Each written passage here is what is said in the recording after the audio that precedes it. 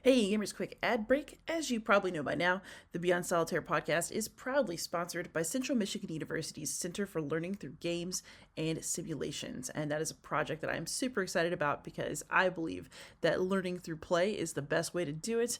And the CLGS is making it happen in college classrooms and hopefully high school ones. Part of that initiative is Games Press. If you want to back their first successful Kickstarter project, pre orders for Monumental Consequence by Dr. Mary Beth Looney are open now.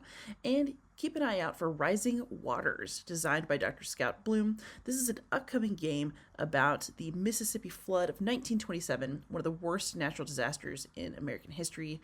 And I will be interviewing Dr. Bloom about it on this podcast in the coming weeks. Thanks so much, and let's get started with the show. Hey, gamers, this is Liz Davidson from Beyond Solitaire, and I'm here with a special guest this week, Greg Loring-Albright. He is a PhD student in communication, culture, and media at Drexel, and he is also one of the co-designers of the most recent edition of Bloc by Bloc, coming to Kickstarter this week. How you doing, Greg? Hello, thanks for having me on, Liz. Hey, it's great to see you. So let's start with your academic life. You normally teach classes that are like business or technical writing, but you're writing a dissertation that is about board games. How do board games connect with the work that you're doing academically right now? Yeah, totally. So yeah, as you said, I'm in a communications, my program's based in a communications department at a large research university. And so unfortunately, whatever, it's the way it is. We have to teach a lot of classes that don't really connect to our areas of study. So, my department serves the business college and the engineering college. And I say unfortunately, like it's a complaint, but I've learned a lot and I really enjoy teaching in general. And I've gotten a lot out of teaching public speaking and tech writing and business writing. So I won't complain too much, but that's not my like core area of interest. I got into academia because I was into games. And so I'm studying, my dissertation is on tabletop games and their digital adaptations. So I'm watching people play board, card, and role-playing games in person, and then watching them play those same games online and comparing and contrasting from a media studies perspective. That is super interesting. So how do you find people who are willing to let you watch them game? Yeah, that's been the hardest part so far.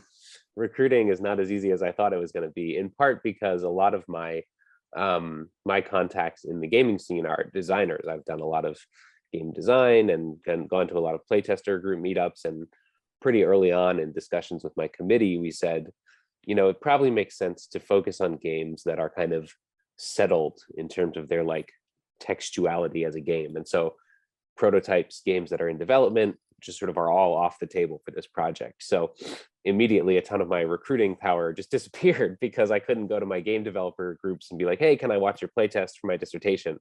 And that's a bummer because like playtesters are already sort of in a space of, hey, I'm ready to be observed. I'm here. I'm not just here for a good time. I'm like participating in the work to a certain degree. So yeah, recruitment has not been the easiest thing, although it's been good. I've used my social media networks. I've hopped in a million Discord channels. It's been great. I've gotten to watch a lot of good groups, but it's definitely a slog.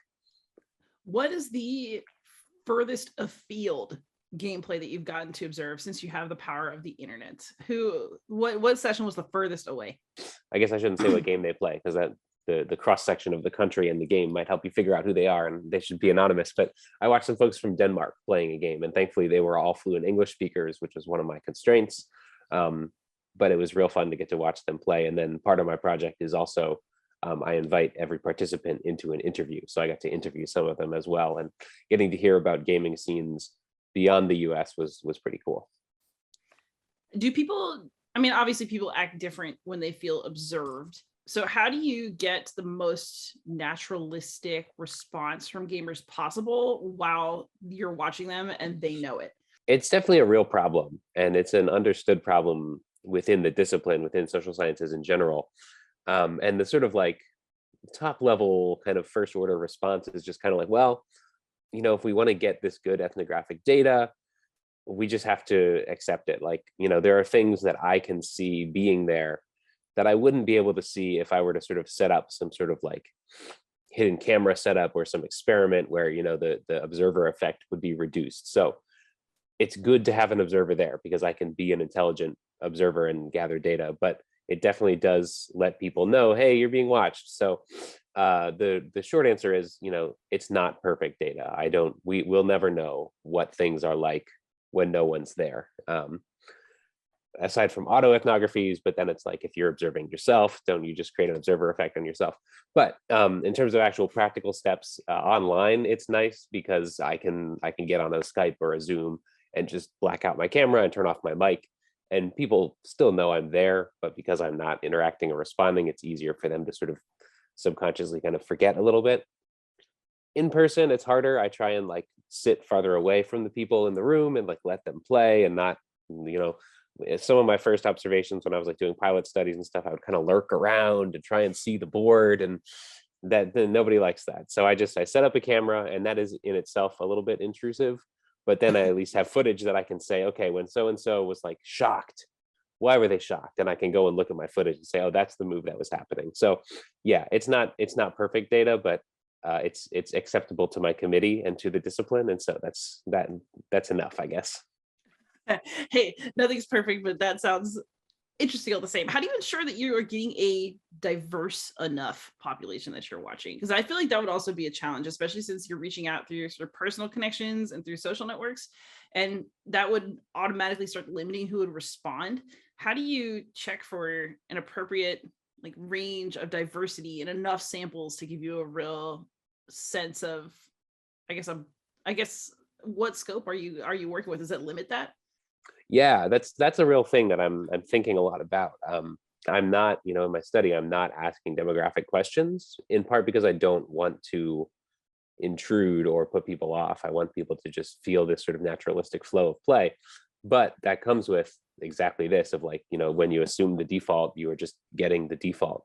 And so, I don't want just like all straight white guys in their 30s to be in my study.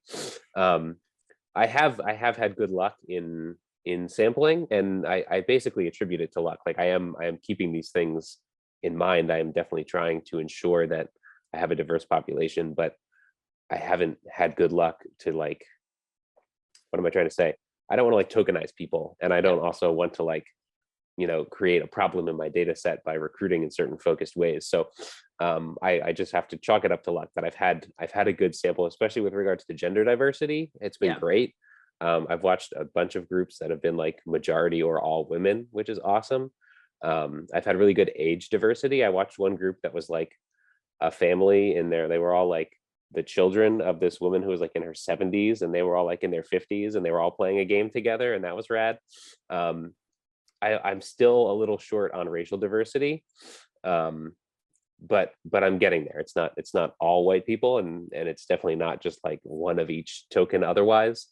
But yeah, that's something I'm definitely going to have to deal with in my write-up if I don't recruit better. In terms of validity of data, I'm not performing any quantitative analyses. Yeah. So I'm going to say this again in like the kind of most cynical, negative way possible. I can get away with that. Like, if I were performing quantitative analyses, I would need to have bigger numbers, and I would need to ensure better representation. Because I'm working qualitatively, I can be honest and upfront about my study's limitations and say, hey, I didn't see these kinds of people play. And so when I make conclusions, I'm making conclusions that don't include them. And that's a problem. But also, because I'm doing PhD work, I'm hopefully pushing into a new area where I can say, even though I didn't get X, I got Y, and maybe people, or maybe me in the future, can use the methodologies I used to get Y to then go and get X. Right. So speaking of data that's acceptable to your field, I know that you're in communications more broadly, but I also know that you are into fan studies, and that Paul Booth, who was actually a guest a couple of weeks ago on this podcast, is one of your advisors. So how did you get into fan studies, and what is that for people who have never heard of such a thing? Yeah, totally. Shouts out to Paul and to Aaron. I've written for Analog Game Studies Journal, which is like the journal Aaron's a part of a bunch, and it's a great place. And actually, really anyone who listens to this podcast, I feel like would be working at a level where you could probably submit something to Analog Game Studies. So check it out. It's so good. My first piece I submitted before I was like formally an academic, and they did a great job kind of like helping me shepherd my work and improve it. And yeah, got a plug. But yeah, so Paul is on my committee, and he's great, and he wrote a book called Board Games as Media that's been super informative to my work. But I really got into fan studies through another member of my committee, whose name is Dr. Bob Rehak, and he was a professor of mine in undergrad, and we'd remained friends. He's actually play tested some of my games, which is so rad. Um, but when it came time to choose my external committee members, he was right up there, and he taught me in my undergrad. He taught a course on fan studies that really opened my eyes to like the different ways that media studies can work. Up until that point, I had been a film student in undergrad and was very sort of into like auteur theory and sort of like the creator is centered and it's all about their vision.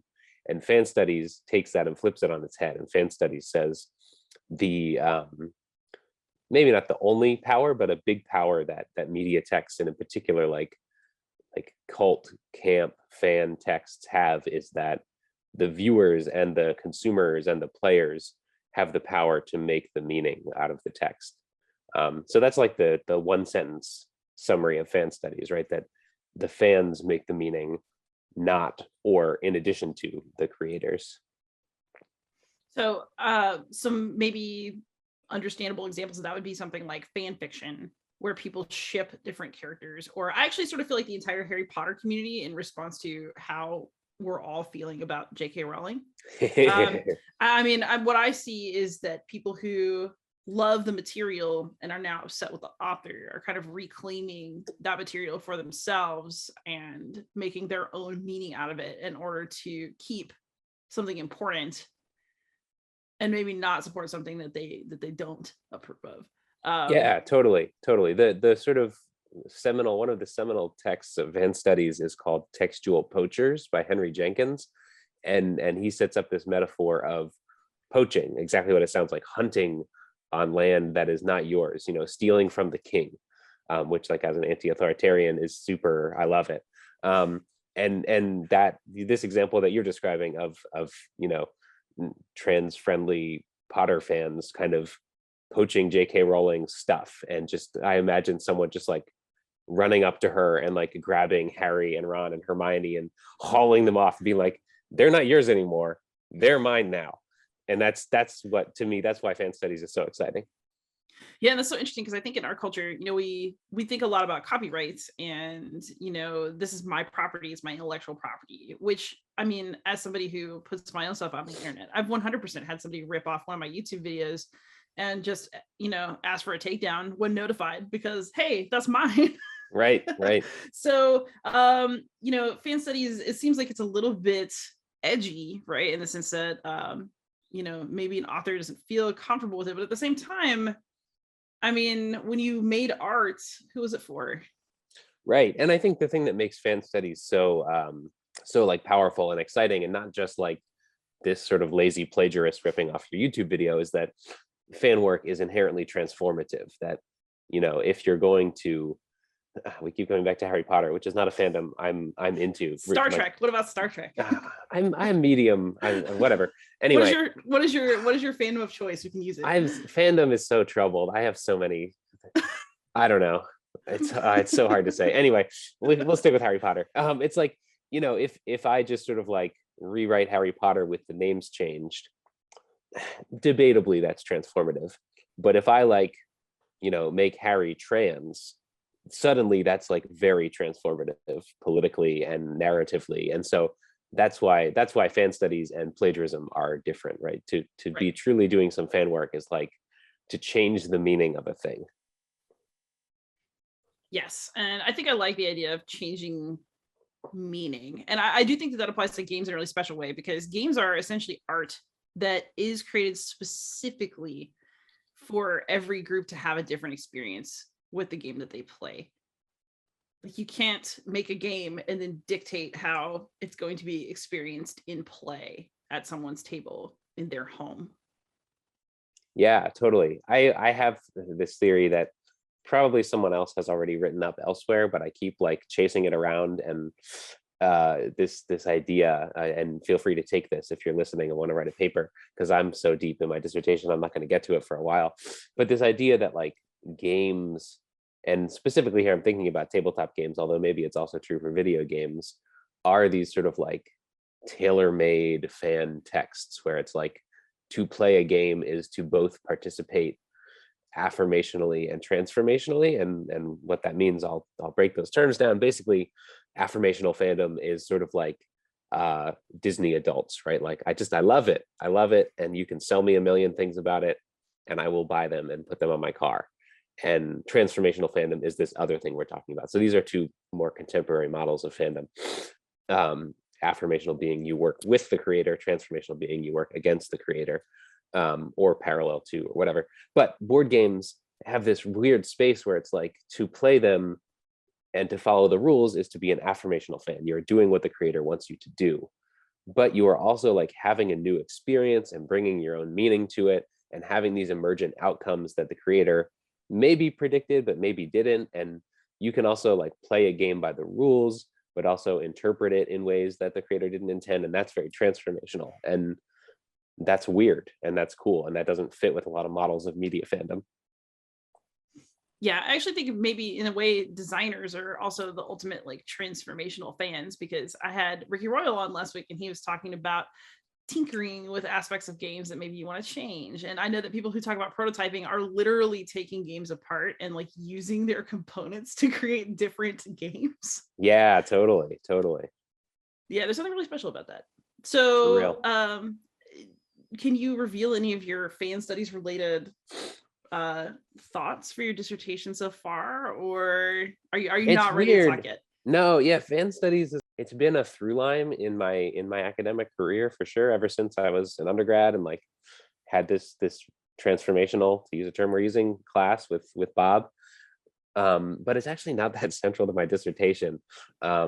Yeah, we'll see how much it comes in, but more, whereas fan studies sort of considers the fan first and then sort of looks at the media that they are consuming and repurposing and poaching, my dissertation is more starting from the game as text and as media object, looking at the ways it's intermediated and remediated, and then sort of reaching the player at the end of the line.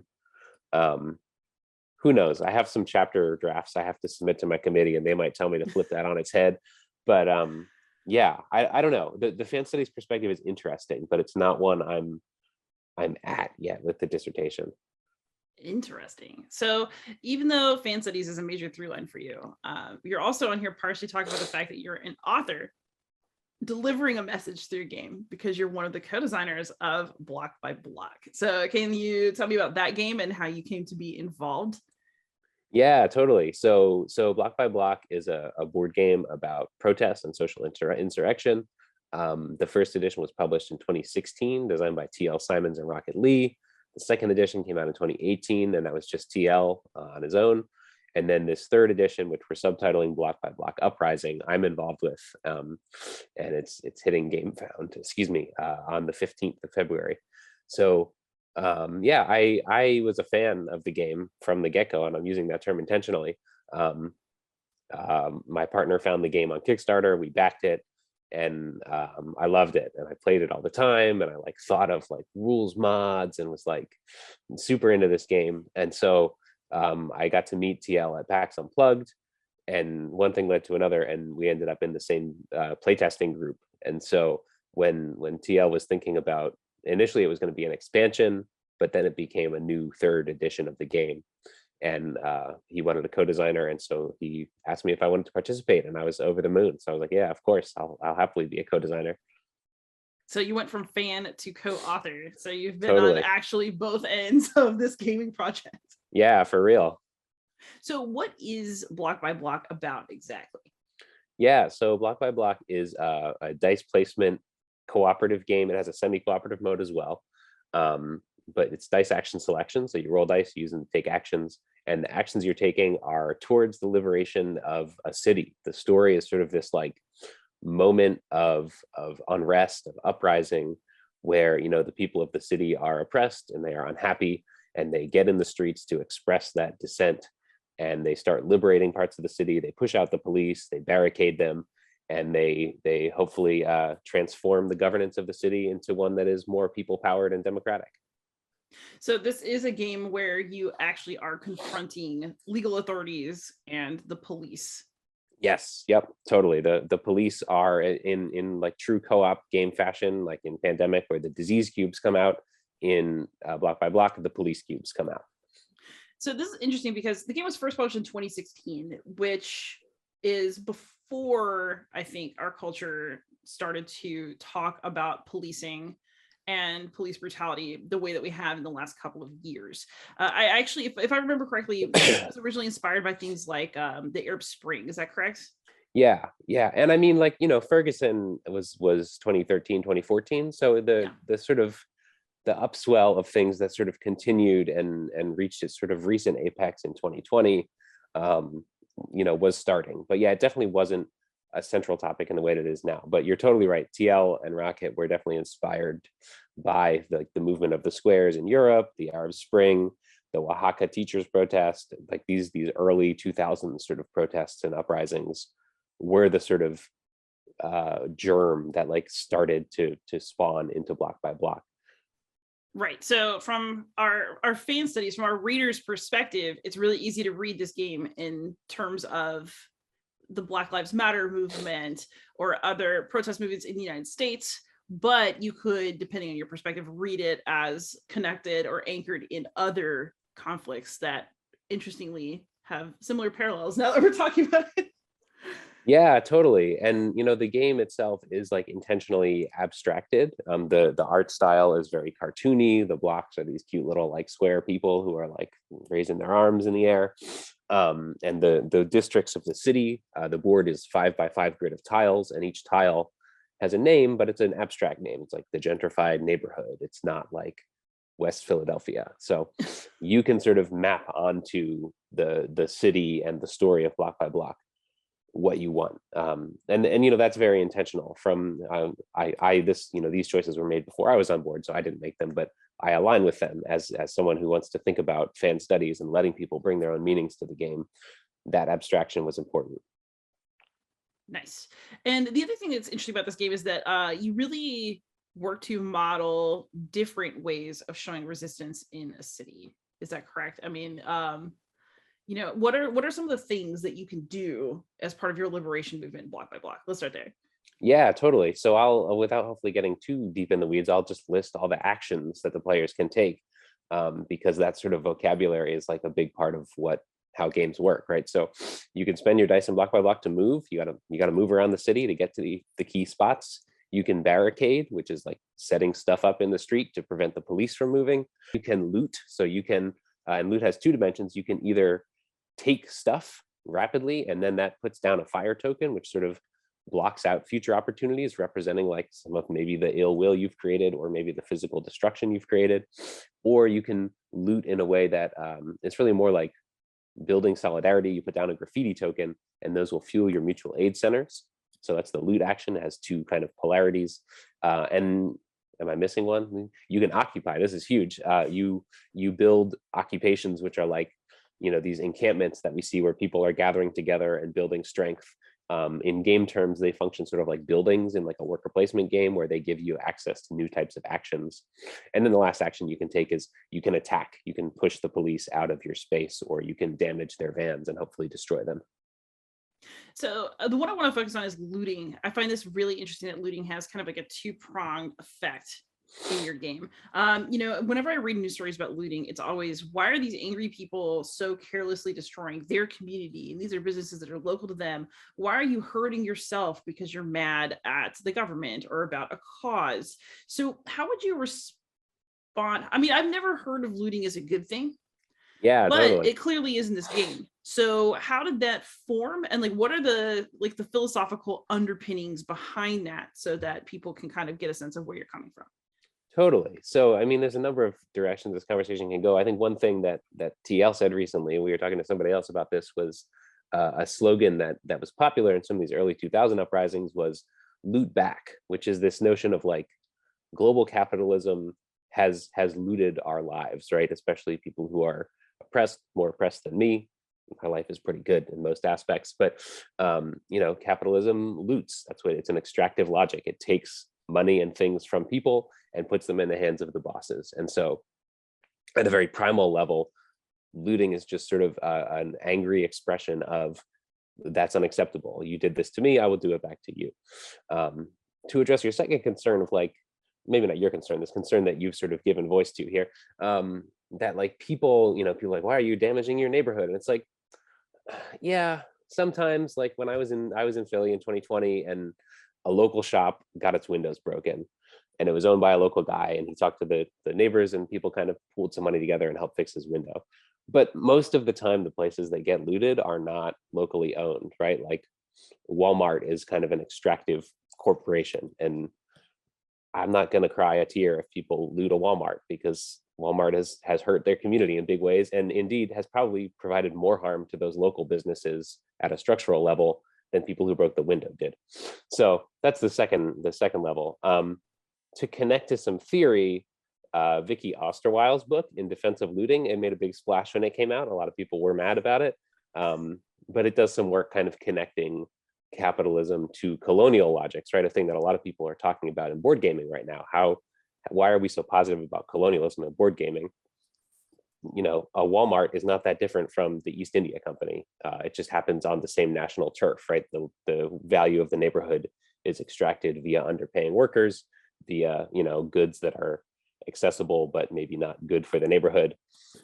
Whatever. I feel like I'm going down a rabbit hole. So read Vicky Osterweil. I'm not an expert on this area. I've had to do a lot of reading as I've sort of worked through block by block, as I've helped co-design it. But I guess here's the other thing I'll say. We wanted to note in this game that like looting does have a negative dimension, and we're not trying to like police people on the street who are taking protest action. Looting back is real, reclaiming extractive, et cetera, all these arguments I've made, but it can definitely damage the movement. And so we wanted to show this, and how we did this was with these fire tokens, where on the board there are these little shopping centers, and if you put a graffiti token on there, it fuels your mutual aid network. You can take an action, and the more of these you have out, the stronger that action gets. When you liberate a district, every shopping center immediately becomes a graffiti token, so it gets you sort of more rapid access to this network power. But if you've put a fire token there, it blocks that. So your looting will damage your long-term capacity to organize. That's not to say maybe sometimes you don't need to, right? There are times in the game where it's like, we need stuff now to push back the police. We should take this loot action, even though it has a negative long-term effect, but we need to act fast. Right. So the game's kind of two-prong action reflects that aspect of looting. Sorry, I feel like that was a long ramble. Does that answer your question? No, it's interesting actually. So basically it's kind of like the difference between I'm going to come in and take all your stuff and you're going to remember me and be mad later, or I made an alliance with a shopkeeper who's tossing bottles of water out the back of the store. Yeah, exactly. We have an alliance.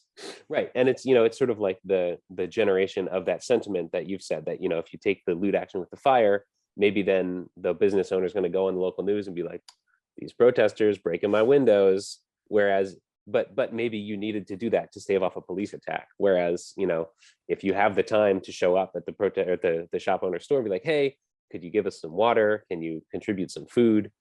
Then that person will be more likely to help you in the future. And so that's what the game tries to model. Interesting. And, it's so this goes to show like my socialization, right? A game of like fighting back the police. It didn't bother me when I was playing McKee. Right? I don't know what that is. Oh, it's a game about the French Resistance. So basically, oh yeah. Oh, sure. Yes, the cops are all complicit with the Germans, and they turn into soldiers later. So that's that kind of fighting against the police doesn't make me feel like viscerally uncomfortable. I will admit that the idea of like, oh yeah, I'm just in a neighborhood and we're gonna fight back the cops, like that sounds terrifying to me. And what kind of responses do you get when you play test this game? Do people get really into it, like it's something that is adventurous and different? Are there are you playing it mostly with people who are already sort of activistically oriented, so maybe they are they have actual experience or thoughts about this? Are there people who get uncomfortable? What kind of responses have y'all received? Yeah, that's a great question. And I will say, just in response to your comparison to McKee, that like TL had said that early when they were pitching the game to publishers, the game is self-published, that the publishers would say things like, well, if this were like a near future dystopia, or space fascists or whatever, we would be totally down to publish it. But that theming is that contemporary world is what makes it troubling. And so I think you've hit on something that's real about Block by Block, that like that's part of its message, is like, these struggles that seem far away, that seem like, oh, the French resistance and the cops there, maybe have some things in common with what's going on today in the world. And that can be discomforting, because we don't like to think that our world is bad, even though evidence shows us that it is a lot of the time. But yeah, so to answer your question, we've definitely had a lot of playtesters who are number one, already Block by Block fans. This is the third edition, so the game has a lot of people who've been into it, and a lot of people who are on board with its message. A sort of core demographic of the game is like protesters, activists, organizers. The game is being distributed by AK Press, which is a worker-owned co-op that's an anarchist book press, and so their audience is people who want to engage with this message. So our playtester community has pretty much been that, people who are already on board. I've played the game with a number of people just in my own life as a fan, and now doing playtesting, who are not as on board, and that's been really fun. I think the game it definitely has a message. It has a political statement to make, but it's a fun game first, and that's very important to TL. That was one of our design heuristics of like, we don't want to do simulation over fun. We don't want to do messaging over fun. So people can get on board with the game at the same level that you would like. I don't know. I would play a game about like colonialism or whatever and be like, I'm not super into it, but someone told me that the mechanics are good and I should understand them from a game design perspective, and I'll kind of I don't know, not set my discomfort aside, but note my discomfort and engage with the game critically. I've found people can do this with Block by Block as well, who they'd say, I'm not going to go out and throw a Molotov cocktail at a police van, but I will still play this game with you and have a good time. Yeah, I mean, that sounds about where I'm at. I will try just about anything, but yeah, no, a discomfort. Have you ever played this game with someone who's in law enforcement? No, that's a great question. Would you play this game with someone who's in law enforcement? Yeah, I think so. It's a game. It's they'd probably, well, I don't know. I'd probably be pretty uncomfortable too, but they would probably be pretty uncomfortable too. So hopefully we would arrive at an equal footing, and yeah, it would be an interesting conversation starter for sure. Yeah, I mean, I guess I feel like games are for fun. I also am interested in games that make me uncomfortable, and why. So I don't know, that might be kind of an interesting experience to share. Yeah, and when I say games are for fun, I don't mean games should not make messaging statements or games should not provoke thought, because if you had to nail me down on one side or the other of that, I would throw fun out the window immediately. I would absolutely rather make and play games that make statements and make me uncomfortable.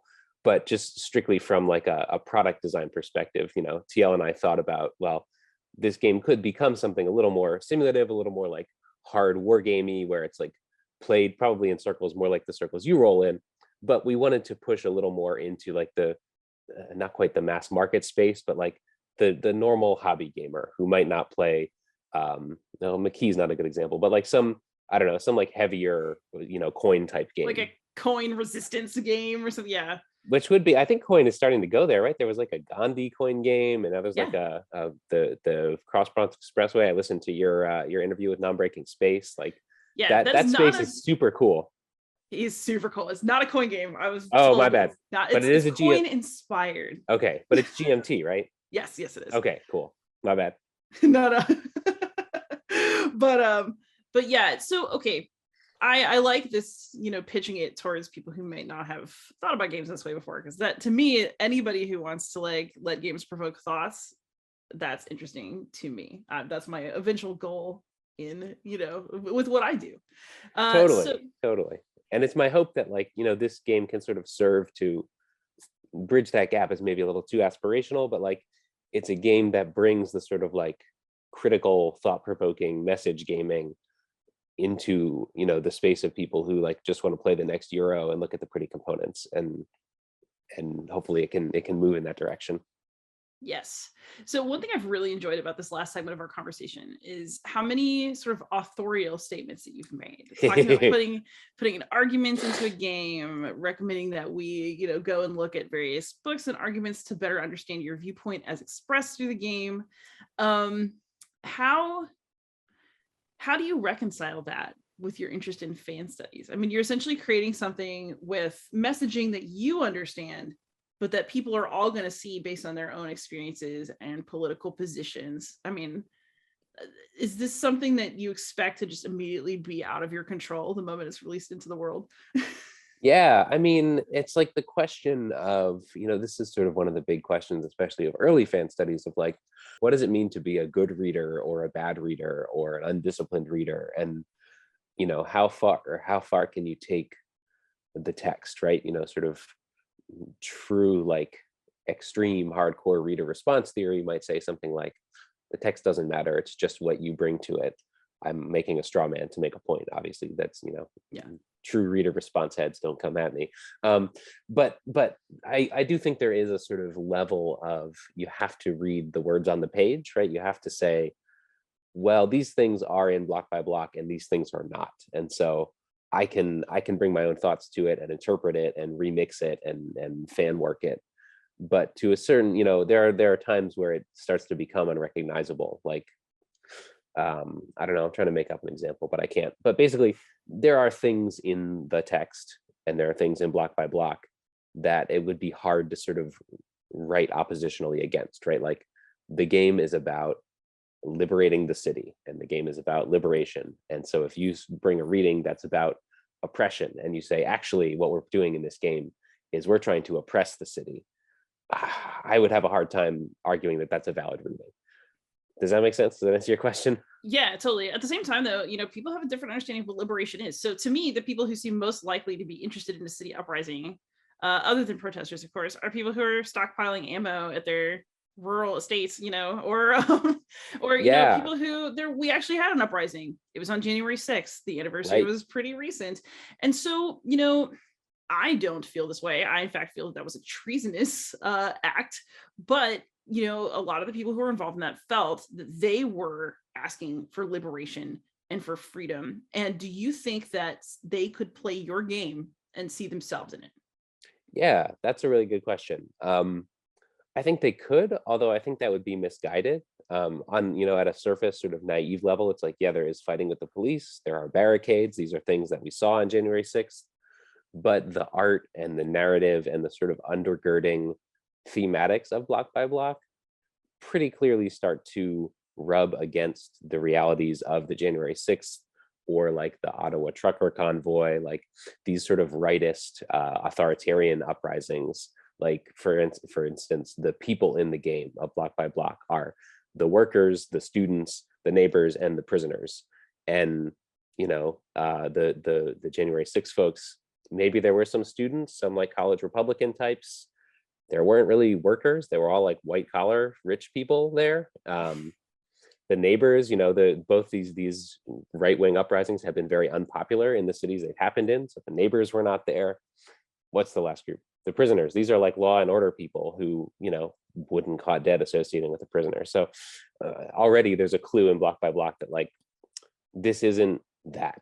But I hear what you're saying, that like there is a sort of political openness to Block by Block in that it starts in media res, right? You don't sort of participate in like a strategy council at the beginning of the game of like, okay, we're all socialists and we're trying to have a socialist uprising, or we're all anarchists, right? You just sort of start on the street and then the game ends before you establish your new, people's governing council or whatever. And so, yeah, those open-ended points definitely mean that you can read different things into it. But I think there are enough clues and there's enough of the intent of myself and really of TL through the art that point to the fact that this is actually a game about, diverse people's uprisings for liberation, for anti-authoritarianism and anti-capitalism, as opposed to these sort of like monolithic pro-authoritarian uprisings that we've seen recently. Interesting. And yeah, I mean, I guess this takes you all the way back to what kind of a reader are you and what context clues are you paying attention to? Totally. Indeed. So this game is going to be on GameFound tomorrow. Terrifying. Right. Terrifying. Man, Yeah, pre-launch jitters. I haven't run a crowdfunding campaign in a long time, but it's yeah, I'm feeling it. Excellent. And so I'll ask, are you playing anything else for fun right now? Is Block by Block your life at the moment? We locked off design a while ago. We locked off design in probably October. So I did a little bit of like solo play against the police AI to tune the difficulty. Yeah. But over the winter, but pretty much I haven't opened my copy of Block by Block in a little while now, which it feels good. The other day I was playing games. My sister lives in the same town as me, and I went over, and she and her partner have been some of my play testers, and we decided to play a game. And I had my copy of Block by Block. I was like, I could play Block by Block. It's been on the shelf long enough. I could open it up for fun. We didn't end up playing that. We actually played, I'll shout out, we played New Bedford by Nat Levan. It's an older game from is it Dice Hate Me or GM? I don't remember. Anyway, Greater Than Games. That's who it is. It's a game about whaling. Speaking of games about controversial topics. But I love Moby Dick. It's a great book. And so I love playing New Bedford. It's like a classic, like worker placement with town building, like 1 hour wonder. We got it done in like 45 minutes. Great game, underappreciated game. You should play New Bedford. And so I've been loving that. I've been playing a lot of Oath by Cole Worley. That game has just like really lit my brain on fire in terms of design space. And what else have I been playing? Oh, and I've been playing Photosynthesis. I went to PAX Unplugged and through like a Reddit thread bought someone's used copy of Photosynthesis, which I like played once when it first came out and was like, I should get this game. It's so cool. And then I never did. And so I got it used for a really good price. And my partner and I have been playing that, and our little toddler loves to play with the trees while we're playing the game. So that's been a ton of fun.